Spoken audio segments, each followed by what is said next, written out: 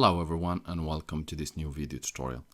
In this video guys, I'm going to show you how you can upgrade your computer storage devices. So if you are running on a classical hard disk or you have an SSD and you would like to upgrade the storage device or the SSD, then this video is made for you. So one of the things which you will need to do, you will need to make sure that you have the appropriate screwdrivers, and also if you can get this little plastic support which will help you to open your computer without using metallic parts. In addition to that, if you are unable or you don't know how to open your computer, don't force it. Just go and check online in YouTube about videos how you can open your computer. Just type how to open and add the computer brand and number or serial, and you should be able to find related videos.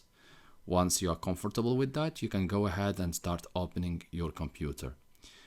Select the appropriate screwdriver, not very big, not very small, to not damage the screw, and just open the back side of your computer.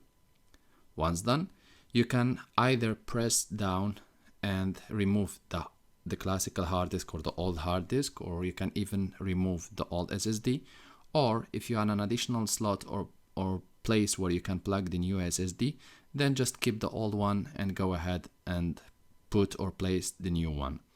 In most cases, if you have the SSD like mine, for which there is an additional plug in my computer, then you will need to use a screw to fix it so that it doesn't move or it doesn't go out. Once done, you can just go ahead again and close your computer, and you can just turn on and start running your computer. I will invite you, before you close your computer, that you start your computer and you see if it's working properly. If it's the case, then you can just turn it off, go ahead and close the computer and run it as usual. Thank you guys for watching, and talk to you soon in a new video tutorial.